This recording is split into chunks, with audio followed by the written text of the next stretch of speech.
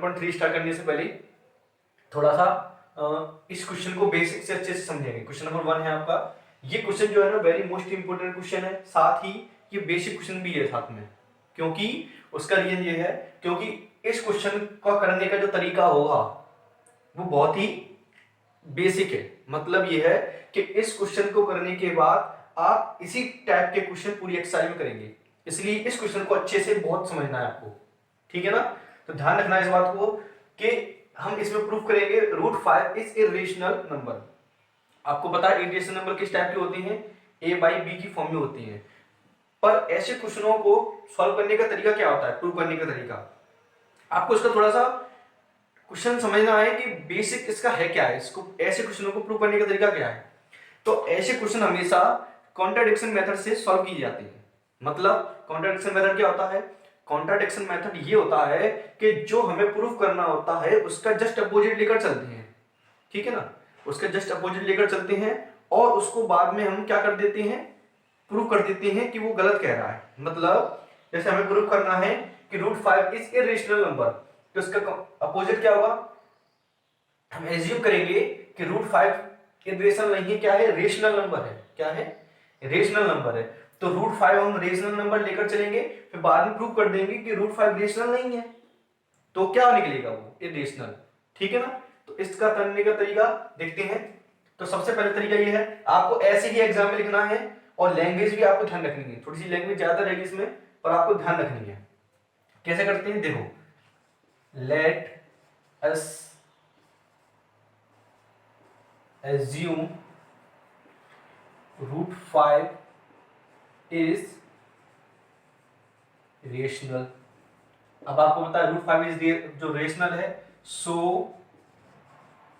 We can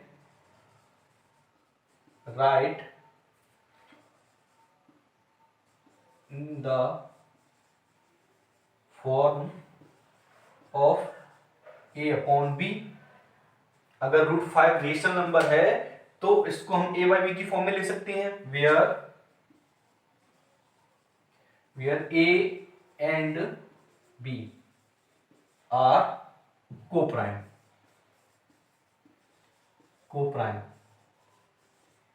and b is not equal to 0। अब sir ये coprime क्या बता रही है सर आपने, कोप्राइम क्या होते हैं, आपने सुना होगा कोप्राइम वो नंबर्स होते हैं जिनमें कॉमन फैक्टर नहीं होता। कोप्राइम वो नंबर होते हैं जिनमें कॉमन फैक्टर नहीं होता, या फिर ये कह सकते हैं कोप्राइम ऐसे नंबर होते हैं जिनमें ओनली कॉमन फैक्टर 1 होता है। मतलब जैसे कि अगर आपने कोई एक नंबर लिखा 10/12, अब आपको पता है इसके कॉमन फैक्टर क्या होंगे, इसके फैक्टर करेंगे 2 × 5, 2 × 2 × 3। इसका मतलब ये है ये दोनों में कॉमन फैक्टर क्या है, 2 है, तो इसका मतलब ये 2 से कैंसिल हो सकता है, तो ऊपर क्या बचेगा 5, नीचे कितना बचेगा 6, 5/6। मतलब 10/12 सॉल्व होगा, कितना हो गया 5/6। इसका मतलब ये है कि 5/6 यानी कि 5 और 6 ये दोनों कैसे हुए, आपके कोप्राइम नंबर हुए, क्योंकि इनमें कोई भी कॉमन फैक्टर नहीं है 1 को छोड़कर, एक्सेप्ट 1, ठीक है। तो 5 और 6 कैसे हुए कॉमन फैक्टर, 10 और 12 कॉमन फैक्टर नहीं है, क्योंकि 10 और 12 कोप्राइम नंबर नहीं है, क्योंकि 10 और 12 में कॉमन फैक्टर क्या था आपका 2। तो ऐसे नंबर जिनमें कॉमन फैक्टर नहीं होता है उनको हम कैसे क्या कहते हैं, कोप्राइम नंबर। मतलब जो a/b की जो वैल्यू होगी वो सिंपलेस्ट फॉर्म में होगी, ठीक है। चलो अब देखते हैं, जब √5 रेशनल नंबर है तो उसको a/b की फॉर्म में ले सकते हैं, तो हम इसी को लेकर ड्राइव करेंगे, √5 इज इक्वल टू a/b, ठीक है। अब इसको थोड़ा सॉल्व करेंगे, स्क्वायर करेंगे, squaring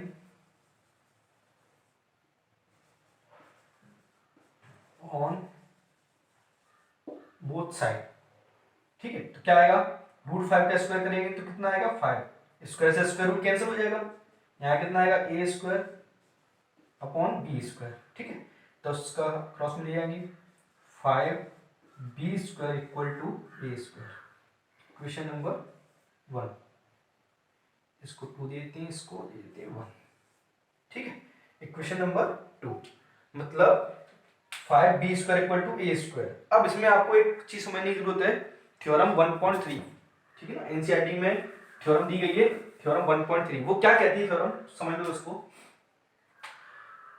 if a² is divisible by p, मतलब a² is divisible by p, मतलब p का डिवाइड a² में जाता है, ठीक है। तो वो थ्योरम ये कहती है कि a is also divisible by p, मतलब अगर a² p से डिविजिबल है तो a भी p से क्या होगा, डिविजिबल होगा, ठीक है। थ्योरम ये कहती है। या फिर ये समझ सकते हैं कि a² के जब फैक्टर करेंगे तो उसमें भी p आएगा, और a के फैक्टर करेंगे तो उसमें भी क्या आएगा, p आएगा, मतलब ये है इसका, ठीक है। ये क्वेश्चन इसलिए थोड़ा आपको समझना है कि आपको ये वाला क्वेश्चन समझ में आ गया तो आगे एक भी क्वेश्चन प्रॉब्लम नहीं देंगे आपके, ठीक है। सिंगल क्वेश्चन प्रॉब्लम नहीं देगा इस टाइप के question very most important question तो है ही है, ठीक है ना। और ये क्वेश्चन आपको समझ में आ गया तो एक भी क्वेश्चन प्रॉब्लम नहीं देगा, तो सिंगल क्वेश्चन एक एक्सरसाइज का एक भी क्वेश्चन आपको प्रॉब्लम देगा, इसलिए इसको आपको अच्छे से समझना है, ठीक है। तो a² is divisible by p, तो a is also divisible by p, यानी कि फैक्टर। तो यहां पर यही आ रहा है कि a² के फैक्टर में 5b आ रहा है और b² भी आ रहा है, तो इसका मतलब ये है कि a² इज डिविजिबल बाई 5, मतलब a² 5 से क्या होगा, डिविजिबल होगा। सो a is also divisible by 5, मतलब a² 5 से डिविजिबल है तो a भी 5 से क्या होगा, डिविजिबल होगा। देन यहां पर एक नया कांस्टेंट लेते हैं हम फिर, मतलब a, जब हम एक मैंने भी बताया था आपको, जब a² के फैक्टर करोगे तो उसमें भी 5 आएगा, जब a के फैक्टर करोगे तो उसमें भी 5 आएगा, तो इसका मतलब हम एक नया वेरिएबल लेंगे a equal to 5c for some integer c। मतलब ये है कि a का फैक्टर किया तो हमने 5 की कुछ मल्टीपल में आएगा, फैक्टर मींस 5 की कुछ मल्टीपल में आएगा, अब c की वैल्यू कुछ भी हो सकती है, तो a इक्वल टू 5c। अब a की वैल्यू क्या रख देंगे इक्वेशन नंबर 2 में, टेकिंग फ्रॉम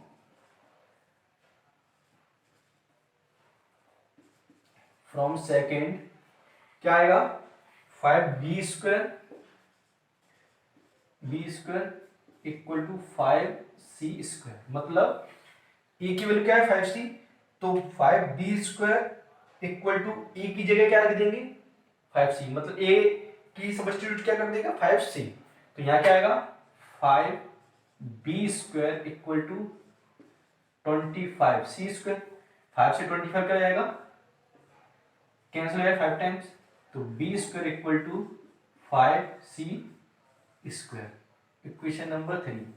अब जो कंडीशन आपकी यहां पर आई थी वही कंडीशन कहां आ गई यहां पर, ठीक है ना, मतलब b² के मल्टीपल में क्या आ रहा है 5, मैं b² की जब फैक्टर करेंगे ना तो क्या आएगा उसमें 5, तो यहां पर वही लैंग्वेज लिखेंगे, b² is divisible by 5, so b is also divisible by 5। जब b² 5 से डिविजिबल है तो b भी क्या होगा 5 से डिविजिबल होगा। अब इसका मतलब क्या निकल के आ रहा है आप सुनो, हमने भी बोला था कि a और b को प्राइम है, हमने क्या एज्यूम किया था कि a एंड b आर को प्राइम, मतलब a और b में कोई भी कॉमन फैक्टर नहीं होगा, पर यहां तो रिजल्ट निकल के ये आ रहा है कि a भी 5 से डिविजिबल है और b भी 5 से डिविजिबल है, इसका मतलब a एंड b में, a और b में कोई एक कॉमन फैक्टर होगा, क्या कौन सा है वो, कम से कम ये फैक्टर तो होगा कौन सा 5, तो यहां लिख देंगे therefore a and b have 5 as a common factor मतलब ए और बी के पास क्या है, एक कॉमन फैक्टर है कम से कम, एटलीस्ट ले सकते हैं, हैव एटलीस्ट, ठीक है, at least 5 as a common factor, मतलब कम से कम 5 तो हो गई। तो मतलब क्या निकला, हमने जो एज्यूम किया था वो रॉन्ग निकल गया। मतलब जो कॉन्ट्राडिक्शन मेथड क्या होता है, जो हम कहते हैं वो चीज गलत, जो मानते हैं वो चीज गलत प्रूव कर देना आपको। तो क्या निकला, hence this contradicts that what A and B are co-prime, मतलब जो हमने माना था ए और बी जो को प्राइम है वो क्या है, इसका विरोध कर रहा है, कॉन्ट्रडिक्शन में विरोध कर रहा है, मतलब गलत है कह रहा है। सो अवर एज्यूप्शन इज रॉन्ग, मतलब जो हमने एज्यूम किया था वो क्या निकला हमारा, रॉन्ग, बस हो गया। देयरफॉर √5 इज इरेशनल, बस दैट्स ऑल, हो गया।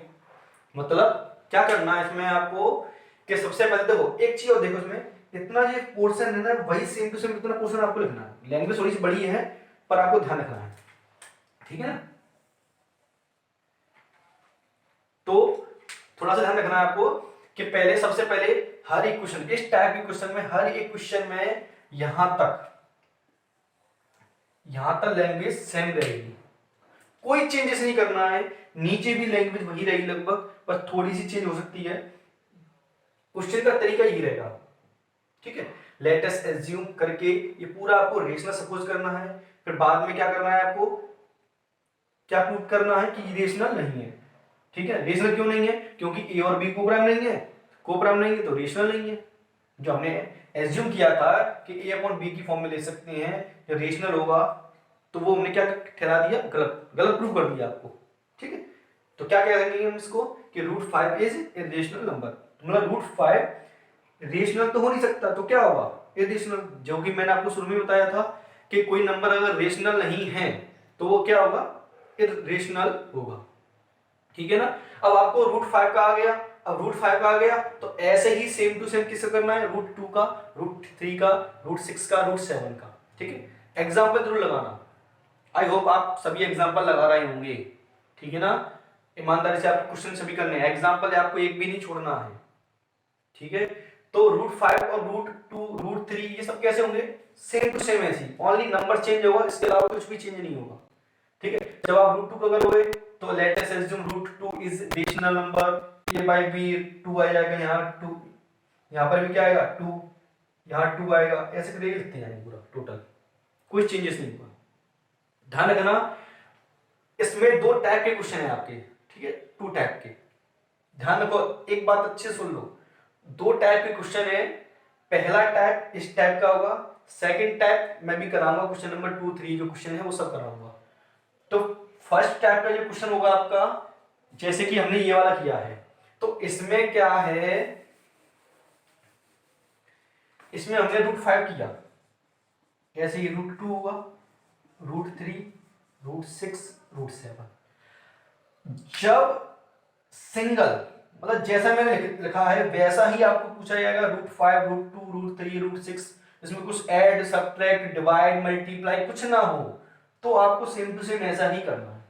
जहां तक कि इनका रेसिप्रोकल भी नहीं होना चाहिए, 1/√5 1/√2 कुछ नहीं होना चाहिए, जैसा लिखा है वैसा ही अगर आएगा आपके एग्जाम में तो सेम टू सेम आपको ऐसा ही करना है। अगर मान लो इसमें कुछ ऐड होता है, सब्ट्रैक्ट होता है, डिवाइड होता है, मल्टीप्लाई होता है, कुछ भी होता है, तो वो सेकंड टाइप का हो जाएगा, ठीक है। ये आपका हो गया फर्स्ट टाइप का। सेकंड टाइप का किस टाइप का आएगा, जो मैं भी कराऊंगा आपको, क्वेश्चन नंबर 2 है, क्वेश्चन नंबर 3 है, वो सेकंड टाइप है। तो फर्स्ट टाइप आपका इस टाइप का हो गया जो मैंने अभी कराया, सेकंड टाइप आपका क्वेश्चन नंबर 2 और 3 है, ठीक है। तो चलो अब क्वेश्चन देखते हैं। Question number 2, prove that 3 + 2 √5 is irrational. ये कौन से टाइप का क्वेश्चन होगा आपका, सेकंड टाइप का। जैसा कि मैंने अभी बोला था आपको कि 3 + 2√5 इज इरेशनल नंबर प्रूफ करना है। अगर सिंगल ओनली आपसे पूछा जाएगा कि √5 इज इरेशनल नंबर, तो आपको फर्स्ट तरीके से करना है, फर्स्ट टाइप के पहले तरीके से। अब ये कौन सा टाइप है? Second type. तो सेकंड टाइप क्या है आपका? 3 + 2√5। मैंने ये बोला था सेकंड टाइप कौन सा नंबर आएगा? जब इसके साथ कुछ ऐड, सब्ट्रैक्ट, मल्टीप्लाई में आ जाएगा। तो इसका तरीका क्या है वो देखो आप। तो सबसे पहले वही करेंगे जो करते आ रहे हैं, let us assume 3 + b is not equal to 0। Same to same वही लैंग्वेज है आपकी कि सबसे पहले क्या एज्यूम करेंगे, इसको हम रेशियो एज्यूम करेंगे, फिर इसको क्या करेंगे, हम रॉन्ग प्रूफ करेंगे इसको कि ये जो हमने एज्यूम किया है वो क्या है? रॉन्ग है। तो क्या निकलेगा? 3 + 2√5 क्या बचेगा? आपका इरेशनल नंबर। तो ये लिख दिया। फिर क्या करते थे? 3 + 2√5 इक्वल टू a/b की फॉर्म में लिख देंगे इसको। अब क्या चेंज होगा यहां से, अब समझना है आपको। पहले जो सिंगल आपसे पूछा जाएगा √2, √3, √5, √6, √7, ये जो आपसे पूछा जाएगा तो आपको क्या करना है? स्क्वायर करना है। जब इस टाइप का आएगा सेकंड टाइप, तो आपको मैं तरीका जो बता रहा हूं वो परफेक्ट तरीका है। इसके बहुत सिंपल, ज्यादा तरीके दिमाग में नहीं रखने चाहिए, ठीक है ना। तो एक ही मेथड ध्यान रखना है आपको इनका। अगर आपको ये मेथड ध्यान रहेगा तो सिंगल क्वेश्चन गलत नहीं होगा आपका। तो क्या करना है, ऐसे ऐसे क्वेश्चन में रूट के अंदर √5, अगर यहाँ √2 आ जाता, √3 आ जाता, कुछ भी नंबर आ जाता, अगर ऐसा क्वेश्चन आपको आएगा तो इसके साथ में जो कुछ भी आ रहा है सब कहां ट्रांसफर कर देंगे? Other side.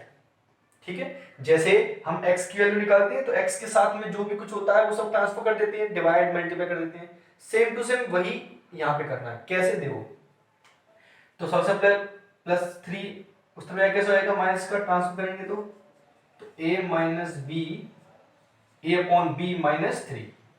क्लियर?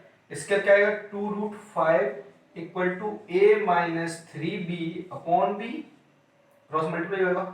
अब √5 के साथ क्या है? मल्टीप्लाई में, तो 2 का जाएगा डिवाइड में, तो √5 equal to 1/2 a - 3b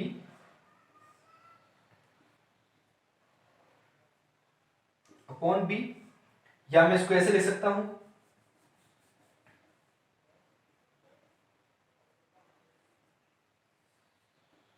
a - 3b upon cross multiply होगा तो क्या होगा? 2b। मतलब √5 इक्वल टू कितना गया? a - 3b upon 2b। बस इतना ऐसे करना है आपको। अब क्या करना है देखो, सबसे पहले बताओ a और b हमारे क्या है? कोप्राइम में, मतलब नंबर्स हैं, इंटीजर्स हैं। तो जब आपको बताए a/b रेशनल नंबर है तो a - 3b अपॉन 2b भी क्या होगा? रेशनल ही होगा। जब a और b कोप्राइम नंबर है तो a - 3b अपॉन 2b भी क्या होगा? रेशनल होगा। अब आपको पता है कोई नंबर रेशनल इरेशनल के इक्वल हो सकता है क्या? क्योंकि हमने प्रूव किया हुआ है पहले से ही कि √5 क्या है आपका? Irrational number. ठीक है, तो कोई इरेशनल नंबर रेशनल के इक्वल हो सकता है क्या? नहीं हो सकता। तो हमारा एजुकेशन क्या हो गया आपका? गलत हो गया। मतलब क्या लिखेंगे इस पे? Since a and b are integers, therefore a - 3b upon 2b is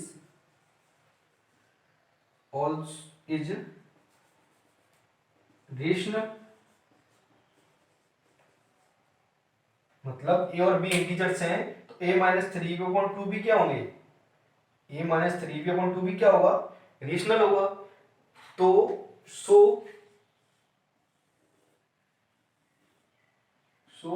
√5 is rational. मतलब क्या निकला इसका कि अगर ये रेशनल है तो इसके इक्वल भी रेशनल होना चाहिए, पर ये तो गलत है ना।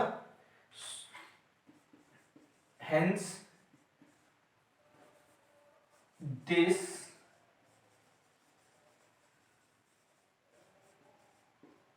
contradicts that √5 is rational। मतलब ये जो कह रहे हैं कि √5 इज रेशनल है वो उसका विरोध करता है, मतलब गलत हो रहा है। तो इसका मतलब क्या निकला? देयरफॉर, सो लिख दो यहां पर, so our absorption is wrong, मतलब जो हमने एज्यूम किया है वो क्या है, रॉन्ग। तो देयरफॉर लिखेंगे आप, देयरफॉर 3 + 2√5 क्या होगा, इज इरेशनल। तो √5 क्या होगा, 3 + 2√5 क्या होगा, रेशनल होगा। मतलब अब क्या है इस क्वेश्चन में, देखो दोबारा से आप रिपीट देखो इसका, कि ये तो लैंग्वेज आपको वही नहीं है, या इसमें क्या करते हैं हम, जो हमने एज्यूम किया है वो आपको रॉन्ग प्रूव करना है। मतलब ये है कैसे करेंगे, तो सबसे पहले ऐसे क्वेश्चनों में जो रूट के साथ में जो कुछ भी आ रहा होता है उसको अदर साइड ट्रांसफर कर लेते हैं। 3 + 2√5 = a/b है, तो सबसे पहले क्या करेंगे, √5 के साथ जो भी आ रहा है वो मैंने ट्रांसफर कर दिया। अब a और b इंटीजर्स है, तो a - 3b/2b भी क्या होगा, इंटीजर्स होगा। अगर ये इंटीजर्स है तो a - 3b/2b रेशनल होना चाहिए। अगर कोई एक साइड रेशनल है तो अदर साइड भी क्या होगी, रेशनल ही होगी, ठीक है ना। सो √5 इज रेशनल, लेकिन ये तो गलत है ना, ये तो गलत है ना, क्या गलत है, जहां लिखेंगे hence this contradicts that √5 is rational, मतलब √5 जो रेशनल है वो तो हो नहीं सकता ना, ठीक है। सो अवर एजम्पशन इज रॉन्ग, तो हमने जो एज्यूम किया है वो क्या है, गलत है। तो देयरफॉर 3 + 2√5 इज इरेशनल। तो 3 + 2√5 क्या होगा, इरेशनल ही होगा, रेशनल नहीं होगा। जो हमने एज्यूम किया है ना कि ये रेशनल है वो क्या है, गलत। तो 3 + 2√5 क्या होगा, इरेशनल। क्लियर। अब आपको क्या करना है, अब क्वेश्चन नंबर जो आपका नेक्स्ट आएगा, क्वेश्चन नंबर 3, उसमें भी सेम टू सेम यही करना है, कोई चेंजेस नहीं आएगा उसमें, ठीक है। मैं थोड़ा आपको करके दिखाता हूं। जो आपका अब क्वेश्चन नंबर 3 है, ये क्या है, इसमें प्रूव करना है आपको 1/2 is irrational, 7√5 is irrational, 6 + √2 is irrational. ये क्वेश्चन है, देखो क्या लिखा है, prove that the following are irrational. तो आपको ये क्या प्रूव करना है, इरेशनल प्रूव करना है। तो ये क्वेश्चन मैंने पहले ही लिख के रखा है, क्वेश्चन नंबर 2 का सॉल्यूशन। बस आपको क्या करना है, कुछ हल्का हल्का चेंजेस करना है। देखो कैसे, let us assume, question number में फर्स्ट कर रहा हूं, फर्स्ट का आंसर लेट अस अज्यूम क्या है यहाँ पर, 1/√2 is rational. So we can write in the form of a/b where a and b are co-prime and b not equal to 0. तो इसका मतलब क्या होगा कि इसमें चेंजेस होगा। बस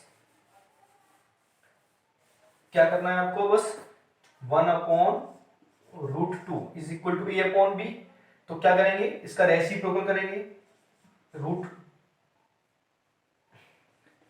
रेसिप्रोकल करने का √2 इक्वल टू क्या आएगा, b/a।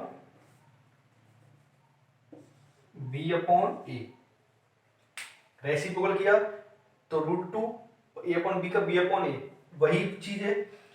Since a and b are integers then b/a क्या होगा, रेशनल होगा।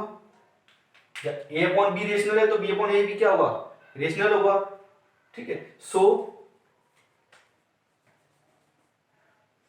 √2 इज ऑल्सो रेशनल, मतलब √2 भी रेशनल होना चाहिए।